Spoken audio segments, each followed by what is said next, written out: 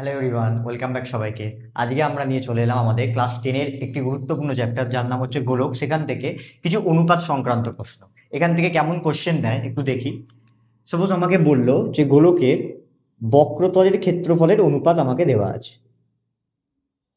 বক্রতলের ক্ষেত্রফলের অনুপাত আমাদের বলে দেওয়া আছে। কত বলা আছে? ধরা যাক 25:16। জানতে কি চাইছে? জানতে চাইছে আয়তনের অনুপাত। কি জানতে চাইছে? আয়তনের অনুপাত কত, এটা বার করতে বলেছে। এই কোশ্চেন অনেক স্টুডেন্ট একটু ঘাবড়ে যায়। আমি আজকে এমন একটা ট্রিক্স বলে দেবো, তারপর আর কারোর কখনো ভুল হবে না। দেখি, যখনই আমাকে বলবে একটা জিনিস মনে রাখবো এই অঙ্ক করতে গেলে, ক্ষেত্রফল মানে স্কোয়ার আর আয়তন মানে কিউব। এই দুটো জিনিস যদি কেউ মনে রাখতে পারে, তার এই অঙ্ক কোনো প্রবলেম হবে না, দেখে দেখে উত্তর বলে দেবে। বক্রতলের ক্ষেত্রফল থেকে আয়তন বার করতে বললে এদের মাঝখানে আগে কি বার করে নিতে হবে? ব্যাসার্ধ, ব্যাসার্ধের অনুপাত। তাহলে ব্যাসার্ধের অনুপাত কি হবে? খুব ভালো করে বুঝি। ক্ষেত্রফল মানে স্কোয়ার, তাহলে 25 কার স্কোয়ার লিখে দিলাম 5-এর, 16 কার স্কোয়ার 4-এর। তাহলে ব্যাসার্ধের অনুপাত কত? 5:4। আয়তন মানে কিউব করব, তাহলে 5-এর কিউব ইস্টু 4-এর কিউব। তাহলে 5-এর কিউব কত? 125, 4-এর কিউব কত? 64। এটাই হচ্ছে আমাদের কি অ্যান্সার। কি বললাম, বোঝা গেল? আরেকটা এক্সাম্পল দিই, একদম দেখে দেখে 5 সেকেন্ড লাগবে মাত্র উত্তর করতে।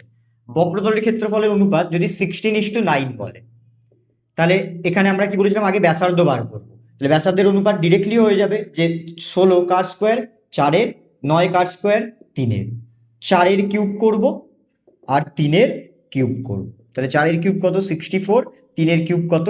27। কি বললাম, বোঝা গেল? আরো একটা এক্সাম্পল নেওয়া যাক। ধরা যাক এরকম দিয়েছে যে 36:49। তাহলে সেম ভাবে 36 কার স্কোয়ার 6-এর স্কোয়ার, 49 কার স্কোয়ার 7-এর স্কোয়ার। তাহলে 6-এর কি করব? আয়তন মানে কিউব, তাহলে 6-এর কিউব ইস্টু 7-এর কিউব। 6-এর কিউব কত? 216, 7-এর কিউব কত? 343। তোমরা 1 সেকেন্ডে 10 সেকেন্ডেই কিন্তু অঙ্ক হয়ে যাবে। ওকে, এবার যদি উল্টো দেয়, আয়তন থেকে যদি ক্ষেত্রফল বার করতে বলে, দেখি ভালো করে। আয়তনের অনুপাত আমাদের বলে দিয়েছে সাপোজ 1:8। ওকে, এখান থেকে এটা বার করবো।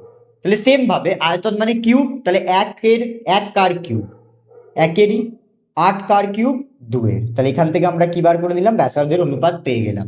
ব্যাসার্ধ থেকে ক্ষেত্রফল মানে কি করতে হবে? স্কোয়ার করতে হবে। তাহলে 1-এর স্কোয়ার 1, 2-এর স্কোয়ার কত? 4। কি বললাম, বোঝা গেল? আরেকটা এক্সাম্পল নিই। সাপোজ আয়তন বলা আছে 27:64।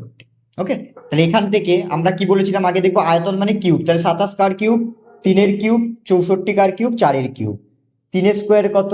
9, 4-এর স্কোয়ার কত? 16। তাহলে আমরা অঙ্কটা কত সহজে করতে পারছি। এমসিকিউতে দিলে যারা একটু কম পারে, তারা যদি এই প্রসেসে করে, কখনো কিন্তু ভুল হবে না। ঠিক আছে, ক্ষেত্রফল থেকে ব্যাসার্ধে আসবো কি করে? ক্ষেত্রফল মানে মনে রাখবো স্কোয়ার, আয়তন মানে মনে রাখবো কিউব। ওকে, তাহলে একদম 2 মিনিটে মাত্র কিন্তু তোমাদের সমস্ত অঙ্ক শেষ হয়ে যাবে। এইভাবে বাড়িতে প্র্যাকটিস করো, তাহলে এই অঙ্ক আর কোনো প্রবলেম হবে না। ঠিক আছে, ওম নমঃ শিবায়।